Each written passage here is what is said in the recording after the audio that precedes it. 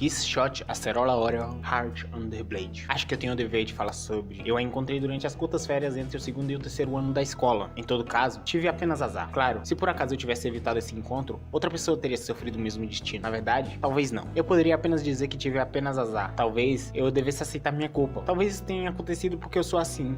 Talvez tenha acontecido isso mesmo. A Senjogahara Hitagi é vista como uma garota que sempre está doente. Embora no colegial ela sempre esteve na mesma sala que eu, desde os primeiros anos, eu a nunca vi fazer nada ativamente. Sempre estava no fundo da sala lendo um livro sozinha. Algumas vezes era um livro de capa dura que parecia difícil de se entender. Outras vezes, alguma história em quadrinhos com uma capa que parecia que sua inteligência ia diminuir só de ler aquilo. Com certeza você acharia o nome Senjogahara Hitagi entre os 10 melhores colocados nas provas. Ela parecia não ter nenhum amigo, ninguém. Claro, é difícil vê-la sendo sempre atormentada, mas ela tinha um rosto tão natural enquanto lia seus livros, e sem contar que ela construía uma parede em volta dela. Estar lá pra ela era natural. Não estar lá pra ela também era natural. Sim, como eu disse, ela não se importava com as consequências. Mesmo que eu fosse colocado, por sorte, com alguém na mesma classe por 3 anos, não significa que, mesmo que eu não falasse com ela, ela se sentia solitária. E a Haneko também não deveria ligar muito. Isso era o que eu pensava. Entretanto, aquele dia acabou acontecendo. Iniciamos aqui Bakemonogatari. Novamente eu estou aqui recitando aqueles flashes que parecem no início do arco de Monogatari, que para todos os efeitos ninguém teve saco pra ficar pausando pra ler. Essa história começa com o nosso Araragi Shonen, que está correndo alucinadamente pra sala de aula porque ele está atrasado. Mas repentinamente ele vê uma waifu caindo do céu, coisa que nós nunca tínhamos visto em lugar nenhum em outros animes. Mas aí o Araragi pega a waifu em seus braços, notando que ela tem o peso de um saco de arroz. Bem, devido às preparações para um festival escolar, o Araragi e a Haneko estão a sós na escola. E aproveitando a abertura, o Araragi resolve perguntar sobre a Senjogahara para a senhorita Tsubasa. A Haneko estranha o interesse do Shonen pela Gahara, mas segue uma conversa sobre ela e que se finaliza quando o Araragi mete pra ela que tinha umas paradas pra falar com o Oshino, e ele tinha que, tipo assim, ele faz algumas perguntas pra Haneko sobre a Senjogahara, e depois ele fala: ei, Haneko, eu tenho algumas coisas ali pra resolver com o Oshino. Aí a Haneko: pode pá, falou. Mas quando o Araragi põe o pé pra fora da sala, a Senjogahara já tava lá pra recepcionar o Araragi da forma mais pacífica possível. Ela discute com o Araragi usando elementos de retórica que deixariam Sócrates com invejas. A Senjogahara conta pro Araragi que quando saiu do fundamental, ela encontrou um caranguejo que tomou o peso dela. E por isso que ela, que deveria pesar por volta de 3 arrobas, ela tava pesando o mesmo que um saco de arroz. E por isso ela tava pedindo carinhosamente, com métodos métodos socráticos, para que ele não falasse nada com ninguém. Aí ele iria viver para não contar a história. O Araragi concorda em não falar nada, e para selar o acordo da Senjogahara dá ao Shonen uma pequena amostra do que ela pode fazer, assim afirmando que ela é perigosa. Mas depois da pequena dor do Araragi passar, ele, como qualquer bom protagonista de anime faria, ele se levanta com toda a perseverança e vai até a Gahara para oferecer-lhe ajuda com o problema dela. O Shonen prontamente leva aí depois de uma explicação e mostrar que, olha, eu tenho poder, eu me curei do presente do selo de concordância que você deixou em mim, a Senjogahara concorda em acompanhar o Araragi e aceitar a ajuda dele. Melhor, pagar pra ver. O Shonen prontamente leva a Hitagi até o Oshino para que ele desse uma ajuda para ela em relação ao problema que ela tinha, que claramente não era algo natural. O Oshino e a Senjogahara conversam, e o Oshino constata que o elemento na discussão se trata de um ser chamado Caranguejo Pesado, ou uma entidade, um deus, para ser mais exato. E foi ele que no final do fundamental interagiu com a Senjogahara e fez ela perder o peso dela. E depois de uma breve avaliação psicológica, o Oshino diz que vai ajudar a Senjogahara. Episódio 2. Você só pode salvar a si mesmo. Oshino sempre diz isso. Você sabe, não é, senhorita? É um conto de fadas ocidental. Em um lugar vivia um homem, um bom homem. Um dia ele conhecia um velho senhor na cidade. O homem velho perguntou se ele queria vender a sombra dele. A sombra? Sim, a sombra. A que vem de seus pés quando você é iluminado pelo sol. 10 moedas de ouro, ofereceu o velho. Aquele jovem homem vendeu sem hesitação por 10 moedas de ouro. E aquele jovem homem nunca parou pra pensar que sua sombra valia mais do que 10 moedas de ouro. Bem, ele estava certo? Sejamos práticos. Ter ou não ter uma sombra não é uma desvantagem, mas não ter uma sombra é um constrangimento. O Oshino continuou falando enquanto fazia cada vez mais gestos, mas no fim não deu certo. O homem jovem foi perseguido pelas pessoas da cidade e da família. Ele era diferente. É estranho alguém não ter sombra, eles diziam. Aquele homem jovem procurou o velho misterioso para recuperar sua sombra, mas não importava o quanto ele procurava ou onde ele procurava, ele não o encontrava. Novamente, depois de trazer esses flashes que aparecem no início do episódio, o Oshino manda a Senjogahara pra casa pra tomar um banho, porque ele tinha que preparar algumas coisas antes que ele pudesse ajudar. O Araragi volta com a Senjogahara pra casa dela, pra que ela pudesse se preparar. E lá, fora algumas outras coisas, é exposto pra nós um pouco das dificuldades que a Senjogahara sofre devido à falta de peso, fazendo com que até a escolha de uma roupa para ela, uma simples roupa, seja algo custoso. Ao final disso, os dois voltam a um prédio abandonado, onde encontram o Oshino. O Araragi pergunta se seria difícil para eles exterminarem o caranguejo, mas o Oshino faz o óbvio, chama o Araragi de idiota, falando que, visto que era um deus no contexto, eles não deveriam tentar exterminar, mas meramente orar. Pedir ao deus humildemente para que ele devolvesse o peso da Senjogahara. O Oshino conduz os três até um altar, preparando para que eles pudessem se comunicar de forma mais fácil com o deus caranguejo. E lá o Oshino começa a fazer umas perguntas para Hitagi. Qual é o seu nome? Onde você estuda? Qual foi sua primeira paixão? E a Senjogahara vai respondendo cada uma das perguntas do Oshino, que o Oshino faz claramente e na maioria das vezes bem rápido. Mas quando ele pergunta qual a sua memória mais dolorosa, ela trava como se nem estivesse se lembrando que aquelas informações, que aquelas lembranças estavam na cabeça dela. E o Oshino continua instigando a responder. Ela conta que a mãe dela participava de um culto. E um dia a mãe dela resolveu levar um dos líderes desse culto até a casa dela.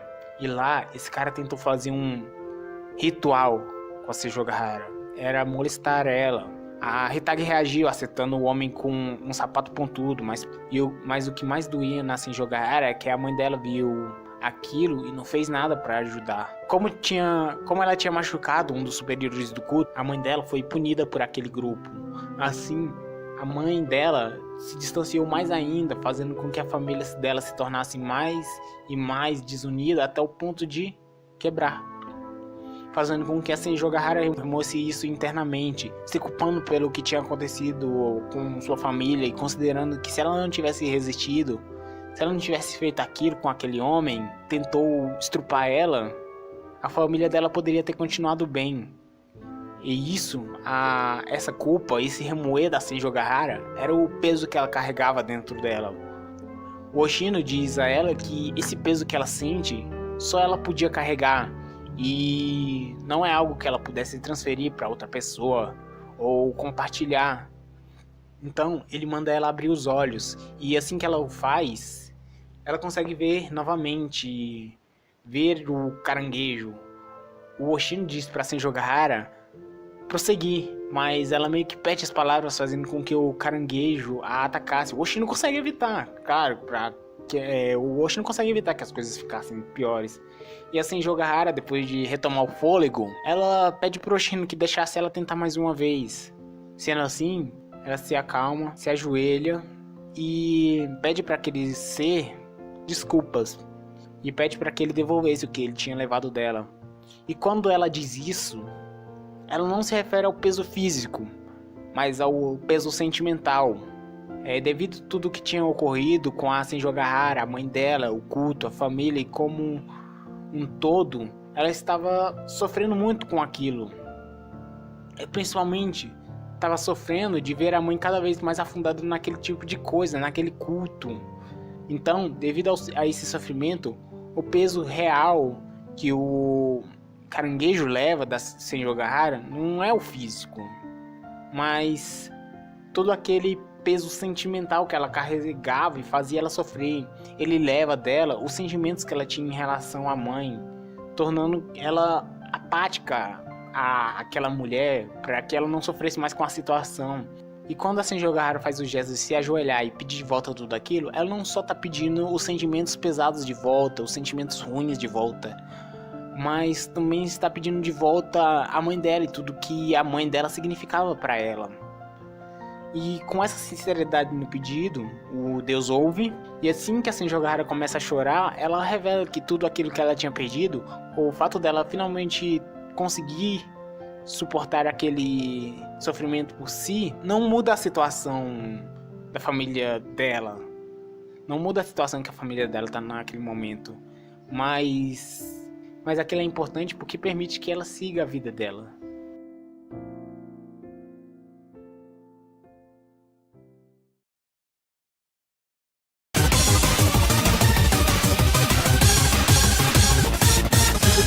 Um belo dia das mães. Aquele belo dia em que quer você goste ou não da sua mãe, quer você filho ruim, converse ou não com ela, esse dia é um dia separado no ano para você, indivíduo parido por uma mulher do sexo feminino ou não, ir lá e ao menos tentar por 24 horas fazer sua mãe não se arrepender de ter te feito. Então, no contexto de um dia desse, essa história começa. Bem, como dito anteriormente, tudo começa com o nosso Araragi Shonen, um belo dia das mães, fazendo nada além de matar tempo no parque da cidade. Ele chegou ali não porque queria, mas porque logo cedo naquele dia ele pegou a bicicleta dele e começou a andar aleatoriamente pela cidade até decidir parar naquele buraco. Ele ficou lá naquele dia especial contemplando o vazio, visto que ele estava ali enquanto todo mundo estava em sua casa curtindo o dia com suas mães. O Shonen chega a ver uma menina por ali por um breve momento, mas logo ela some de vista.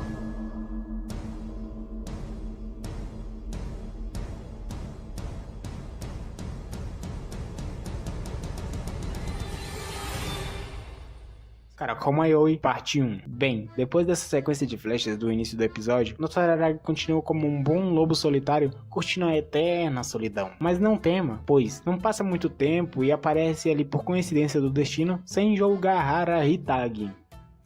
Senju Ogahara Hitagi.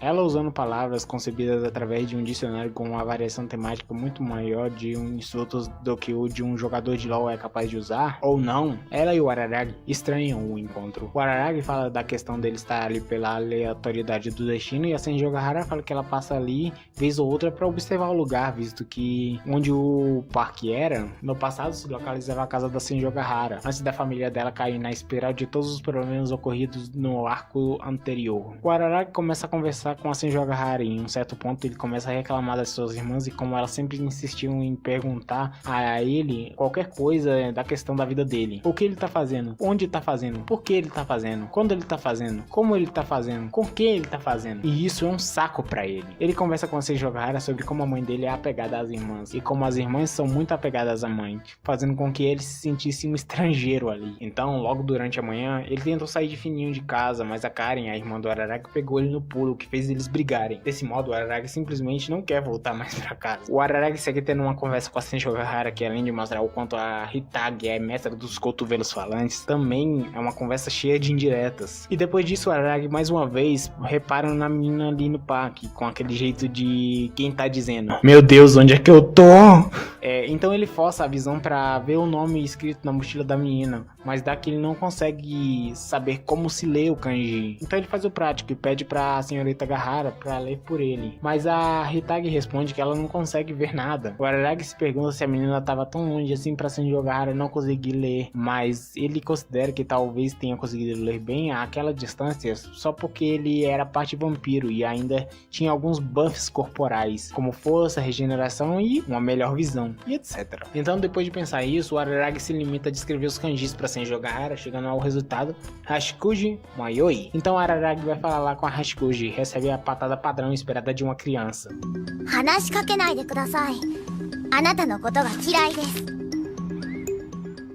O Araragi fica pra baixo e a Senju Ogahara pergunta o que aconteceu, mas o Araragi novamente se determina, levanta e vai lá falar de novo com a menina. Oi. E novamente derrotado, a Senju Ogahara se limita a ficar do tipo: mano, o que você tá fazendo? Mas o Araragi ignora e vai lá de novo falar com a menina. E dessa vez com uma abordagem mais direta, o Araragi inicia uma discussão que resulta em uma batalha digna de contos épicos, em que resulta em Araragi, um jovem do terceiro ano do ensino médio, orgulhoso por ter vencido uma menina do primário em uma luta. A Senju Ogahara vai até onde os dois estão, e com a Hashikuji cooperando, o Araragi pede pra Senju Ogahara, que conhecia aquelas bandas, guiar eles por ali até o endereço que a Mayoi passou. A Hashikuji fica apreensiva com a declaração do Araragi que ele iria guiar ela, mas a Mayoi ainda fica incerta, dizendo pra ele: Katatsumari no Maigo desu. Ah? Katatsumari? Ie, watashi... Ah? Nandemo arimasen. Bakemonogatari, episódio 4.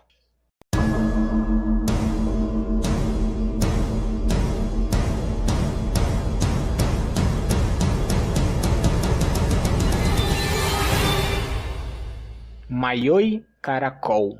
O Araragi e a Senju Ogahara saem atrás do endereço, com a Hitagi na frente e os dois atrás. E acaba rolando um momento em que eles passam por uma rua e a Senju Ogahara diz que há menos de um ano atrás ali era onde ficava a casa dela, mas ela foi vendida e no momento presente, devido à renovação urbana, tinha virado rua. O time 3 segue pela rua por um tempo. Durante o caminho, a Hachikuji e o Araragi discutem incessantemente, mas de repente a Senju Ogahara para e fica estranhando os arredores e pergunta o endereço mais uma vez pro Araragi, constatando que eles haviam passado do ponto. E segue novamente o acontecimento. Os três discutem enquanto andam e mais uma vez a Senju Ogahara constata que eles tinham passado do endereço. E finalmente, depois dessas falhas, a Senju Ogahara resolve tentar o GPS, mas ele fica fora de área e a Mayoi novamente reforça que seria impossível eles chegar ao destino porque ela é um caracol perdido.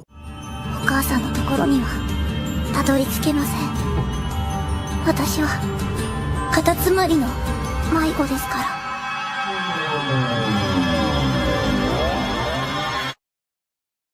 Não tendo sucesso na busca, o time volta pro parque e a Senju Ogahara pega a bicicleta do Araragi e vai perguntar pro Oshino como é que eles deviam lidar com aquilo. Durante o tempo que o Hashikuji e o Araragi estão só, o Araragi resolve perguntar pra onde exatamente ela estava querendo chegar e a Mayoi responde que o endereço era da mãe dela. Ela diz que Tsunade, a mulher que a Hashikuji queria encontrar, era a mãe dela e Hashikuji Mayoi, se tornou o nome dela depois da terceira série. Antes disso, o nome dela era Tsunade Mayoi e ela só mudou pra Hashikuji a partir do momento que ela foi morar com o pai dela. E desde então ela tem tentado ir na casa da mãe dela, mas ela nunca encontra o endereço. E ao ouvir isso, vem o questionamento ao Araragi se não foi nesse momento, no momento em que ela procurava a casa da mãe dela, que a Mayoi encontrou o caracol. Os dois ficam esperando ali e aleatoriamente aparece a Haneko para dar um oi. Ela ouve a situação que eles estavam passando e oferece para mostrar a região, mas o Araragi rejeita, dizendo que já estava resolvendo isso, já estava resolvendo aquele problema de localização com a Senju Ogahara. Depois disso, a Haneko manda um "Falou!" e vai embora. Pouco depois, o Araragi recebe a ligação do Oshino e conversa, vem conversa, e o Oshino diz que por ser complicado fazer as coisas por telefone, ele ia explicar para Senju Ogahara como lidar com aquilo, o que chamou a atenção do Araragi, visto que ia ser tão simples a situação que até uma leiga como a Senju Ogahara poderia executar. O Oshino diz que não seria complicado, porque diferente da Senju Ogahara, em que era um deus no cerne de tudo, nesse caso o problema estava mais para um fantasma. De qualquer forma, ele ia explicar o que devia ser feito para Senju Ogahara e ia ficar tudo ok. Bakemonogatari, episódio 5. A propósito, Hashikuji, você foi mesmo à casa da sua mãe, como disse ter ido? Eu fui sim, não estou mentindo. Entendi, mas já faz um tempo, então eu me perdi. Não é isso. Desde que encontrou o caracol? Se esse não for o primeiro lugar... Não, espere. Por que a Hashikuji deveria encontrar um caracol? Havia uma razão para eu ter sido abordado por um vampiro. E havia uma razão para Senju Ogahara e a Haneko. Assim deve haver uma razão para Hashikuji também. Ei, colocando de uma forma simples. Mas sua meta é encontrar sua mãe, não alcançar os seus objetivos, certo? Não é como se sua mãe estivesse presa lá dentro e não pudesse sair. Isso é impossível. Eu não consigo encontrá-la. Se ela pudesse fazer isso, ela faria. Mas ela não pode. Eu não posso nem falar com ela pelo telefone. Eu não posso fazer nada a não ser tentar visitar minha mãe assim. Mesmo que eu saiba que eu nunca conseguiria chegar lá. Mayoi Caracol, parte 3. O Araragi conversa com a Hachikuji enquanto esperam. E acabam tocando num assunto familiar. E o Araragi fala como ele briga com as irmãs. E como naquele dia ele só tava ali por causa de uma briga com elas. A Hachikuji fala sobre os pais dela e como eles brigavam. O que culminou na separação deles. De forma que cada um tentava impedir ela de ver o outro. Pouco tempo depois, a Senju Gahara chega. O Araragi pergunta o que o Oshin tinha dito sobre o caso. A Senju Gahara, antes de começar, pede desculpas ao Araragi. Ela fala que a situação pode ter diferentes interpretações dependendo do ponto de vista de quem olha, e tendo o fato que nenhum pode provar seu ponto de vista, entra assim um impasse pela verdade. A Senju Gahara fala pro Araragi que o caracol, a vaca perdida, era bem simples. Basicamente, ela fazia as pessoas se perderem quando andam com ela, e para resolver isso, só era necessário se distanciar e pronto, resolvido o problema. O Araragi fica confuso pela Senju Gahara dizer aquilo pra ele, sendo que a Hachikuji era perdida. Mas então vem o ponto da Hitagi. Ela disse que não tinha feito aquilo por mal, e que pelos últimos 2 anos da vida dela, ela era anormal, e se alguma coisa estava errada, ela sempre se sentia que era ela. A Senju Gahara diz que o motivo do Araragi não querer voltar para casa e devagar sem rumo, perdido aquele dia, era a menina que ele estava acompanhando. Araragi-kun, Sonoko. A Senju Gahara Hitagi conta pro Araragi o que ela sabia que deveria ter dito desde o início, que ela nunca foi capaz de ver Hachikuji. É contado que em um certo dia, uma menina a quem seus pais tinham se separado decidiu no dia das mães ir visitar a sua. Mas durante a travessia de uma rua, quando ela estava certa que o semáforo estava verde, um carro veio e a acertou. Aqueles que não conseguem alcançar seus destinos irão interferir no retorno dos outros. Um espírito vagante. Isso era Hachikuji. O Araragi fica em negação e a Senju Gahara fala que ela não conseguia ver ou ouvir a Hachikuji. Tudo que ela viu o tempo todo foi só o Araragi falando sozinho, interagindo sozinho. E diz que tinha medo de falar alguma coisa porque ela tinha medo de que mais uma vez ela estivesse se tornando anormal. A Senju Gahara segue dizendo que a condição para encontrar a vaca perdida é possuir um forte desejo de não voltar para casa. E novamente diz que para resolver o problema com essa entidade, causado por algo tão simples, também era uma medida simples. Eles deveriam simplesmente se afastar dela. O Araragi segue dizendo que não queria fazer isso, não queria abandonar a Hachikuji e principalmente ele queria levar ela até a casa da mãe dela como ele tinha dito que ia fazer. O Araragi fala como a Hachikuji tinha sido grossa e mal educada tanto com ele quanto com a Haneko e provavelmente ela era assim com todo mundo, mas não porque ela gostava de fazer isso, mas porque ela queria que as pessoas se afastassem dela. Ouvindo a defesa da Hachikuji, feita pelo Araragi, a Senju Gahara fica feliz, visto que com isso ela conseguia ter mais certeza de como era a personalidade do Araragi. A Senju Gahara disse que ela era muito agradecida pelo Araragi, pelo que ele tinha feito por ela e pelo problema dela, e com o que ela estava vendo naquele momento, ela se convence que o Araragi não ajudou ela naquele dia porque era ela, mas porque ele iria ajudar qualquer um que ela visse precisando de ajuda. E depois dessas palavras descritivas acerca do Araragi, a Senju Gahara aponta pro Shonen e declara seus sentimentos com Nanda. I love you. A Senju Gahara chama o Araragi e a Hachikuji novamente para andar e para que elas os guiassem. E depois de um tempo andando, a Senju Gahara chega a um terreno vazio e diz para ela que era ali. Aquele terreno vazio que eles tinham parado era onde ficava o endereço que a Hachikuji tinha passado e não havia mais nada ali porque depois de anos a renovação urbana tinha modificado aquela área. E de frente pro lote vazio, o fantasma da Hachikuji encontra paz de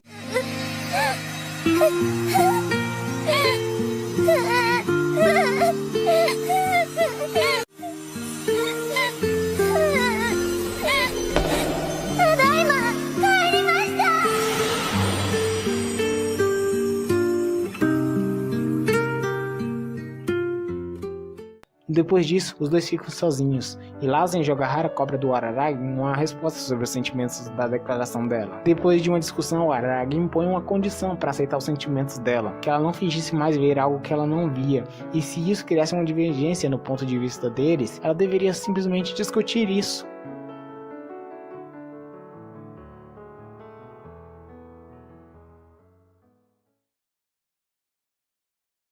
É um dia comum, e tudo começa com o Araragi andando pelas ruas da cidade, quando ele cruza com a Hashikuji Mayoi. Aí você pensa, mas peraí, a Hashikuji não tinha desaparecido naquela cena linda que rolou no final do arco passado? E eu respondo sim, e não. Basicamente, depois daquilo, ela volta dizendo que tinha decidido passar mais um tempo aqui na Terra para poder conversar com o Araragi, coisa do tipo. Em suma, nesse momento você tem o direito de pedir reembolso das lágrimas que você derramou no episódio passado. Mas voltando ao fluxo da história, o Araragi conversa com a Hashikuji que ele tá indo pra casa da Senjogahara para se preparar para as provas importantes da escola. Mas depois de uma troca padrão de provocações advinda da interação entre eles, uma garota passa correndo que nem uma bala por eles e dá um oi pro Araragi. Macaco Suruga Parte 1. Assim que a Suruga chega para cumprimentar o Araragi, a Hashikuji some do mapa. A Suruga tenta jogar um papo que o encontro ali era coincidência do destino, mas o Shone, com mais de 10 anos de curso, não engole essa. E depois de uma breve troca, a Kambaru zarpa. Mas assim que a Kambaru zarpa, a Hashikuji ressurge. A Hashikuji pergunta quem era e o Araragi diz que a garota, Kambaru, basicamente era a Kohai dele, que por algum motivo estava seguindo ele nos últimos dias. A Hashikuji questiona se ela talvez não estivesse apaixonada por ele, mas o Araragi nega dizendo a seguinte frase: 僕はそういう何でもかんでも恋愛感情で説明しちまう風潮ってのはあんまり好きじゃないんだよ。 De qualquer forma, o Araragi chega à casa da Senjogahara, onde eles conversam e a Hitagi cobra o Araragi sobre pensar no futuro, o que ele queria ser e o que ele queria fazer. E essa conversa culmina numa reflexão de como os dois eram um pouco ruins nesse assunto de relacionamento, ainda eram um pouco cruz. Depois disso, o Araragi pergunta a Senjogahara sobre a Kambaru. E depois de algumas tensões... やめろやめろ、さすがにガシタになんて全く思っていない。僕は戦場があら一筋だ。 A Hitagi conta que a Kambaru era a Kohai dela no fundamental, e que antes dele, a Suruga tinha descobrido sobre o problema da Hitagi. Então, assim que a Kambaru tentou ajudar, a Hitagi lidou com ela do mesmo jeito que ela lidou com a Araragi, fazendo assim a potência de ajuda da Suruga evaporar. Então a Hitagi teoriza que a Kambaru, que gostava dela no fundamental, estivesse seguindo o Araragi, porque gostava da Senjogahara no fundamental e ainda no presente, e sem conseguir se aproximar, a admira de longe. Assim, ela provavelmente estava atrás do Araragi para ver o que tinha nele para que ele tivesse se tornado namorado da Senjogahara. O Araragi, enquanto volta para casa durante a noite, liga para Haneko e bate um papo com ela sobre a Senjogahara e seu passado e como a Kambaru entrava naquilo. E depois de andar na rua escura por mais algum tempo, aquilo aparece.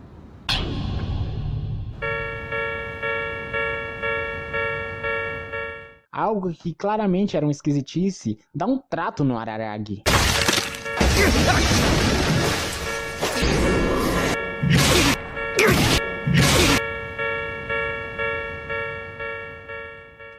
Bakemonogatari, episódio 7.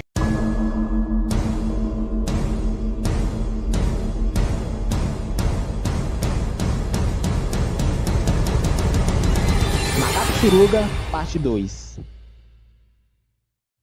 O Araragi no dia seguinte vai à casa da Suruga. O Shone, no processo de somar 1 mais 1, pensa no porte físico da figura e nas pessoas que sabiam que ele estava indo pra casa da Senjogahara. E a Kambaru é o palpite mais óbvio. E no quarto dela, a garota vai direto ao ponto e pede desculpas pelo que tinha acontecido e pelo que ela tinha feito com ele.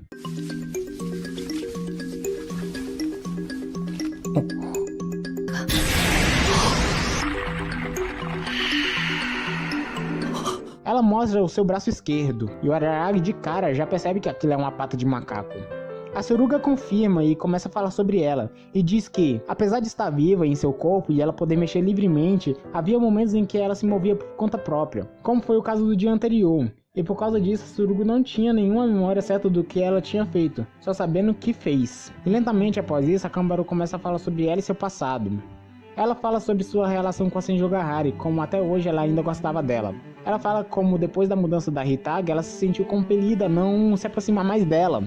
Ela falou que amava a Hitagi, mas não sabia o que fazer e principalmente se incomodava pelo fato de, nesse período em que ela se limitava a observar a Senjogahara de longe, ela viu o Araragi se aproximar tanto dela do nada. Então, ela diz que para poder se aproximar da Senjogahara, ela acabou pedindo pra Pata que ela pudesse ficar ao lado da Senjogahara. O Araragi leva a Kambaru até o Oshino para conversar sobre a Pata, e no caminho, enquanto subia as escadas do cursinho, a Shinobu estava em um lugar diferente do usual. O Araragi apresenta Kanbaru pro Oshino, então o meme pede para que ela tire as faixas para ele dar uma olhada no problema.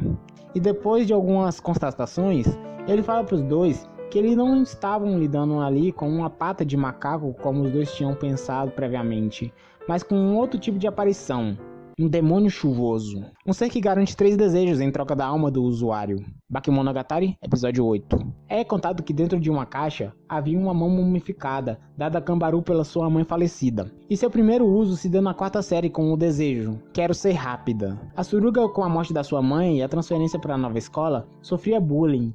E querendo ser olhada diferente por seus colegas, pediu para a pata que a fizesse mais rápida. Então, durante a noite, a garota teve um pesadelo e no dia da prova descobriu que os 5 garotos que iam participar da competição com ela tinham sido atacados por um monstro durante a noite e não poderiam participar. A Suruga, ao ouvir aquilo, em consonância com a descoberta do conto da pata de macaco, começou a treinar desesperadamente para a prova do dia seguinte, em que ela correu com outros 4 garotos. E dando tudo que tinha de si, ela venceu dando tudo de si, com medo de que o desejo ainda valesse. Então, com isso, ela saiu do atletismo e foi pro basquete, longe de onde ela poderia encontrar alguém mais rápido do que ela. Depois disso, a pata ficou de lado e a Kanbaru nunca mais a usou, apesar de alguns momentos se sentir tentada. Mas isso mudou há pouco tempo, quando ela viu a Senjogahara com Araragi Shonen. E quando ela foi atrás da mão, ela viu que de algum modo ela tinha crescido até o cotovelo, e de repente, a própria mão dela tinha se tornado uma esquisitice.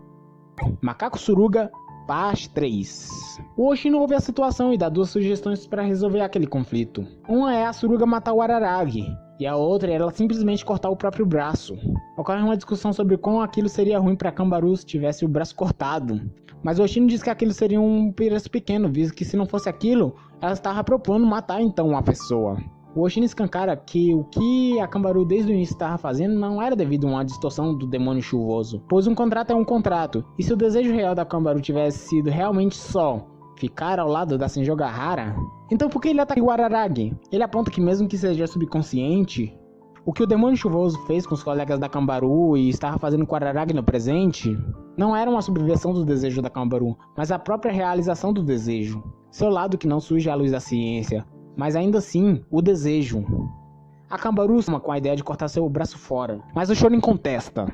Ao cair da noite, o Araragi deixa a Shinobu sugar seu sangue para aumentar a força dos poderes vampíricos nele, porque a conclusão que ele teve após aquela conversa foi que, se ele conseguisse sobreviver ao demônio chuvoso, o contrato não poderia ser concluído.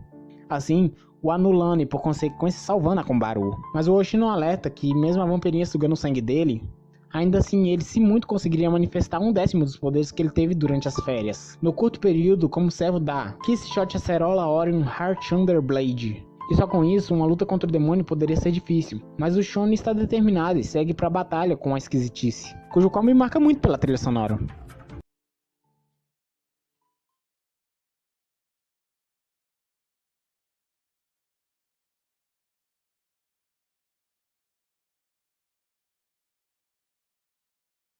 Durante o esporro que a Kanbaru 300% putaça estava dando no Araragi, cujo qual ele não iria suportar muito mais tempo, mais uma intervenção inesperada para o espancamento unilateral.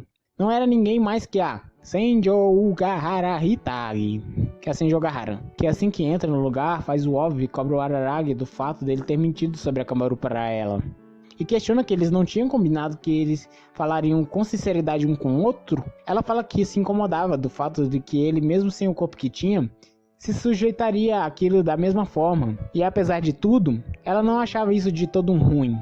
E no que toca a Kanbaru, quando a Senjogahara descobre que a Kanbaru pretendia matar o Araragi, ela declara que mataria a Kanbaru se ela o fizesse. Assim, se uma parte do plano era que o Araragi não morresse para Kanbaru, a outra era que, quando a Senjogahara declarasse que mataria a Kanbaru caso o Araragi fosse morto, isso implicava que a parte do desejo que a Kanbaru expressou de ficar ao lado dela não poderia ser realizado, tornando assim o contrato inviável. Desse modo, através da interferência que o Oshino teve, secretamente chamando a Hitagi para ali, o caso foi resolvido.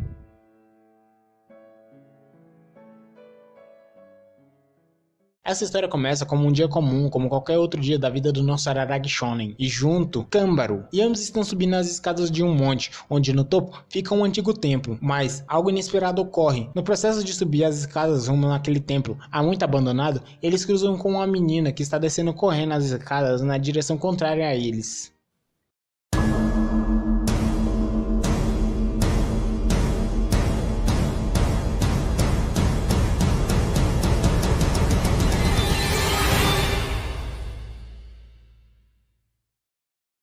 Enquanto sobe o monte, não sai da cabeça do Shonen a imagem da menina. Ele fica tentando resgatar da sua memória de onde ele a conhecia e se empenha na tarefa. Mas enquanto ele faz isso, em paralelo ele interage com a Kanbaru que estava acompanhando ele naquele dia. Isso sendo possível porque tudo ocorreu bem e se acertou no fim do arco passado. O Shonen diz a Kanbaru sobre o lugar e dá a ela um aviso que tivesse cuidado em especial com as cobras que haviam por ali. Em uma conversa casual que se seguiu entre os dois, a Kanbaru pergunta por curiosidade, mas que justificada, do porquê deles estarem ali naquele dia. E nosso Shonen responde que eles estavam ali basicamente para cumprir uma tarefa que o Oshin tinha delegado a ele. E depois de um questionamento da Kanbaru, o Shonen reforça que não se importava de fazer aquilo de bom grado, porque ele o respeitava como seu benfeitor e porque ele o devia. O Araragi conta que o Oshin tinha delegado a ele uma tarefa simples, que era levar um talismã até o templo que ali existia e colocá-lo no altar. E era só isso. A Kanbaru concorda que de fato aquilo não era nenhum esforço hercúleo, e depois de jogar um pouco de conversa fora, é tocado no ponto do braço da Kanbaru, e ela tranquilamente responde que tinha recebido um feedback do Oshino, que tinha dito a ela que ela iria continuar daquele jeito, como pata de demônio chuvoso, mas não para sempre, e que ela deveria regredir de volta ao normal quando ela, Kanbaru, completasse 20 anos. E assim nessa troca os dois sobem os lances de escadas, para enfim chegarem ao templo. O lugar, como dito, de todo certo estava destruído e abandonado, o que se chamaria de uma pilha de destroços. Mas isso não importava, porque no final do dia, o Shonen ainda tinha uma tarefa para cumprir ali. Como dito anteriormente, Araragi não largou o osso, e até o momento ainda estava empenhado em tentar lembrar de onde conhecia a garota pelo qual tinha cruzado, mas ainda sem sucesso. E enquanto ele racionalizava isso, ele não parou, e levou o talismã até o templo, que apesar de estar em total ruína, ainda possuía um altar, ou algo que podia ser chamado de, onde ele colocou o talismã, e assim concluiu sua tarefa. Mas assim que ele o fez, notou que a Kanbaru tinha sumido de vista, e ao olhar o entorno à procura dela, ele viu...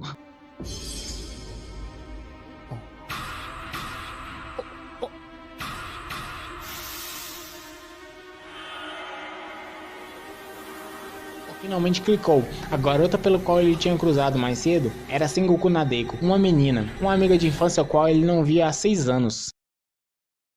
Depois de tudo aquilo, o Araragi se encontra com a Haneko em uma biblioteca. Ou melhor, ele chama a Haneko até uma biblioteca para que ela pudesse ajudar ele a escolher uns livros para que ele pudesse ter melhores e mais proveitosos estudos. Isso porque ele estava focando e se empenhando na tarefa de entrar na faculdade. Para ser mais específico, ele estava focando em entrar na mesma faculdade que a Senjo Gahara, mas queria fazer uma surpresa para ela. E bem...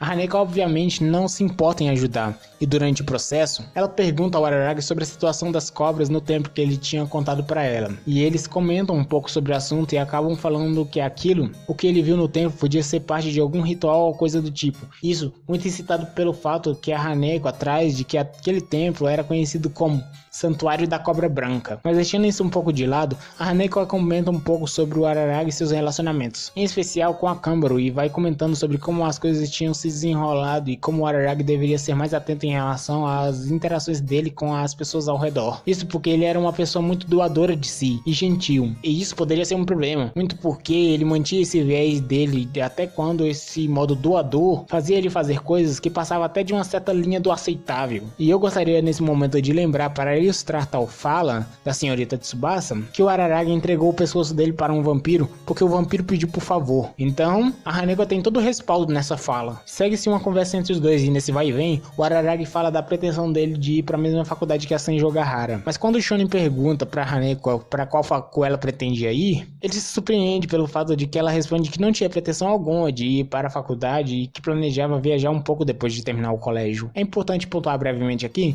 que logo após isso a Haneko sente uma forte dor de cabeça. Além disso, na saída da biblioteca, uma figura passa pelo canto dos olhos do Araragi Shonen e depois desaparece. E isso chama a atenção dele, pois se tratava da Sengoku Nadeko. O Araragi chama a Kanbaru para conversar e para pedir para ela que o ajudasse a fazer contato com a Nadeko, visto que ela poderia se assustar em falar com um cara que ela não via há anos, e no momento não poderia ser mais do que um estranho para ela. Depois de receber a concordância da Kanbaru, ambos fazem contato com a Nadeko e a convencem que eles poderiam ajudar ela com suas dificuldades, que estava incitando a fazer aquilo com as cobras no tempo. E depois dela ter aceito a ajuda deles, ela se despe e revela o seu problema, um problema que estava impresso na sua pele na forma de escamas de serpente.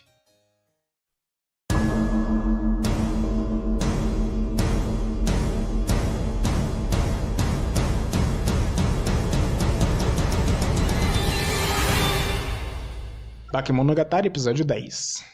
O Araragi vai até o Oshino para pedir orientações de como proceder no caso, mas o meme, ao ouvir as descrições do shonen, constata que se trata de uma cobra constritora, uma aparição geralmente gerada pelo rancor de outras pessoas. O Araragi fala que ele tinha ouvido da Sengoku, e descreve o que o provável autor da cobra constritora foi uma colega da escola dela. Isso porque um garoto A, em que essa garota B estava interessado pela Sengoku, mas a Nadeko recusa, e a garota B, com rancor, lança essa maldição sobre a Sengoku. O shonen descreve o ritual que a Sengoku tinha feito com as cobras, com o ímpeto de quebrar ou aliviar a maldição pro Oshino. Mas o Oshino diz que apesar da medida não ter sido de um todo errada, ela não funcionaria por ter sido mal executada. E o meme fala que quando se trata de maldições, lançá-las é muito mais difícil do que quebrá-las. Ele diz ao Araragi que maldições sempre voltam para quem as lança, mas não necessariamente se causar estragos ao seu entorno. O Oshino fala para o Araragi que ele deveria começar a pensar melhor no que ele se envolvia, porque um dia ele não estaria ali para auxiliar o shonen. Mas o Araragi rebate dizendo que se ele via alguém com problemas, ele não poderia simplesmente ignorar. O Oshino fala que não iria ficar debatendo aquele assunto, mas ele diz ao Araragi que ele deveria começar a ser mais responsável e se lembrar que só era uma questão dele se desligar da Shinobu e ele poderia voltar a ser completamente humano e ter uma vida normal.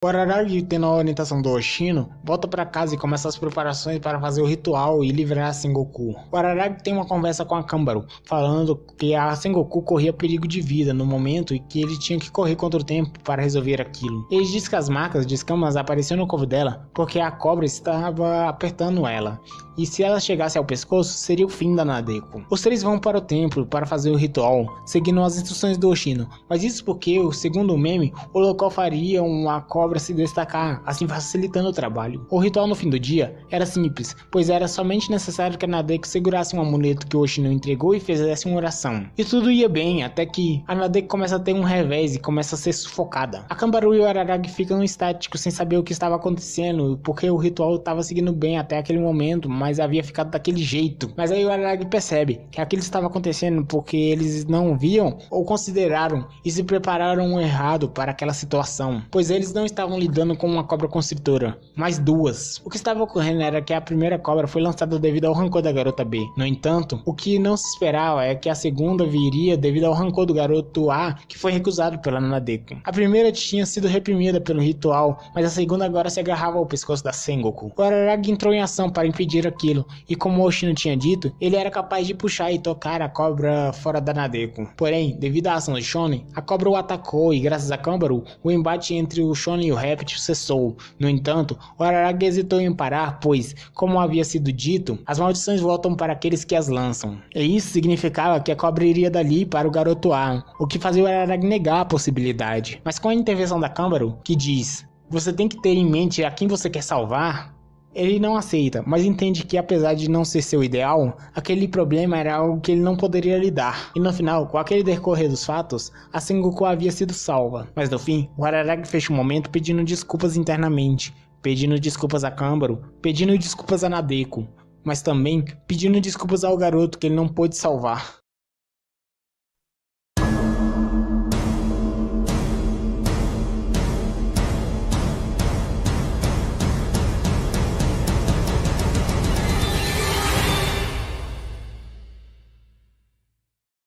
Não muito depois dos eventos com a cobra, em um dia qualquer, como qualquer outro dia, o Araragi é chamado pela Nadeko. Ela queria agradecer ele e também queria que ele devolvesse para Kanbaro as vestes que lhe foram cedidas pela senhorita Suruga. Nisso, o Araragi interage por um tempo com a Nadeko até o ponto em que aproveita o momento para perguntar se durante o período em que eles foram ao Oshino, se a vampirinha, a ex-vampirona, a lendária Kissy Georgia Orion Heart Underblade, tinha falado com ela. Mas ela diz que não, porém ela comenta que a vampirinha ficou o tempo todo encarando ela e a Kanbaro enquanto elas estavam lá. E o fluxo da conversa é interrompido quando a Haneko aparece, e repetidamente a Hanadeko entra em pânico e zarpa dali. Com a Haneko ali, ela conversa com o Araragi sobre o relacionamento dele com a Senjo Gahara, e como isso tem feito o comportamento dela mudar, de modo que os professores começaram a questionar ela sobre isso. E a Haneko fala que apesar de muitos acharem que não, ela particularmente via essa mudança como uma coisa positiva, porque não era só o Araragi que estava mudando a Senjo Gahara, mas a própria Senjo Gahara estava mudando o Araragi, e para melhor. Mas todo o papo é interrompido quando a Haneko é atacada por uma forte dor de cabeça, o que faz o Araragi lembrar dos dias sombrios que ele teve durante a última Golden Week, onde ela, a Haneko, foi enfeitiçada por um gato. E quando o Araragi questiona, a Haneko diz que estava tudo bem e ele não precisava se preocupar demais com aquilo.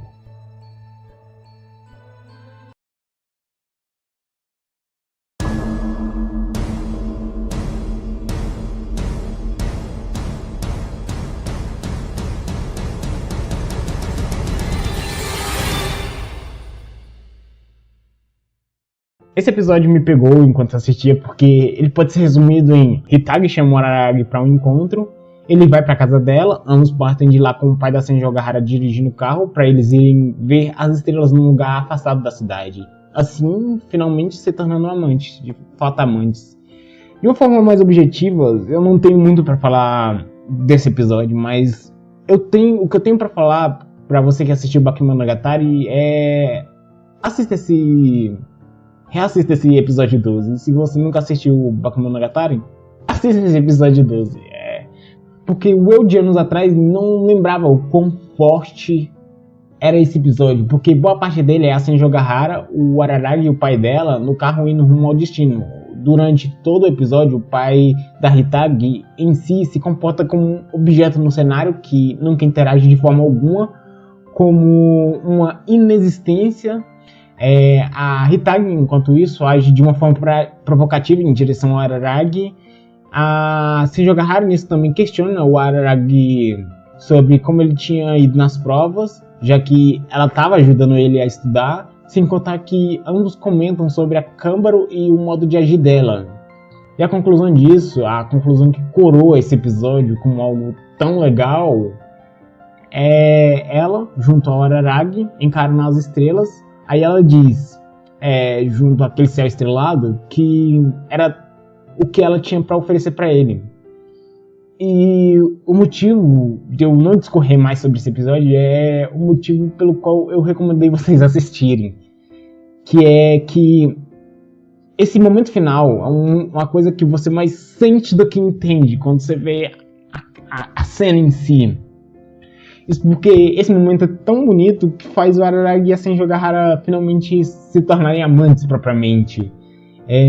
Se até aqui poderia se dizer que os dois estavam num relacionamento um tanto quanto forçado, devido a, por exemplo, você pode considerar pela forma impositiva que a Senjo Gahara age, ou a forma passiva do Araragi, que se dispõe a tudo, até mesmo a entregar o pescoço para um demônio. Depois desse episódio, não mais.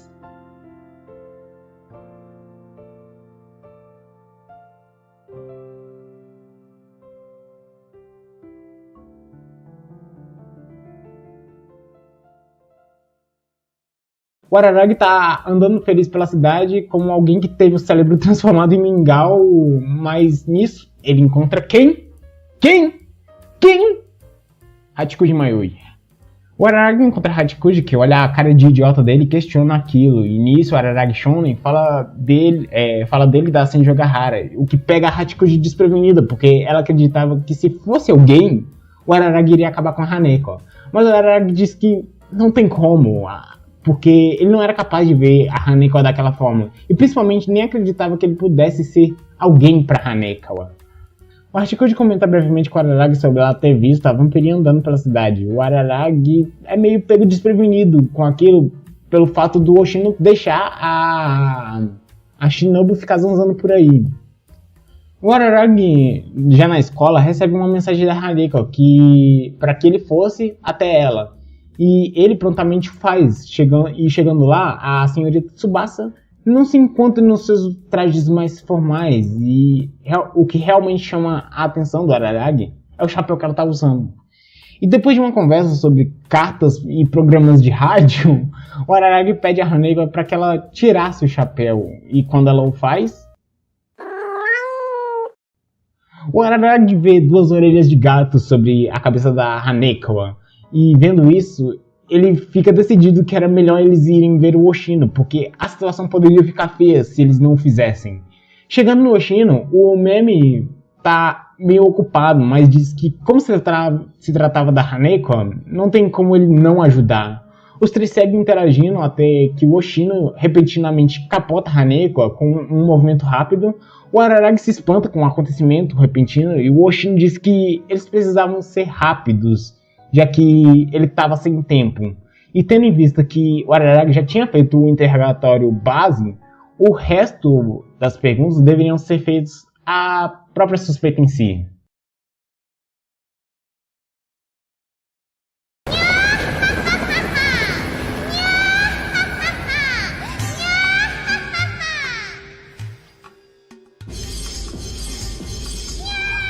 Com o surgimento da gata, o Oshino move os pauzinhos para contê-la, e depois de ter uma conversa com a Araragi acerca do porquê do ressentimento dela, visto que a gata em si era só um sinal do estresse acumulado por parte da Haneko. E principalmente, como isso tinha acontecido tão rápido?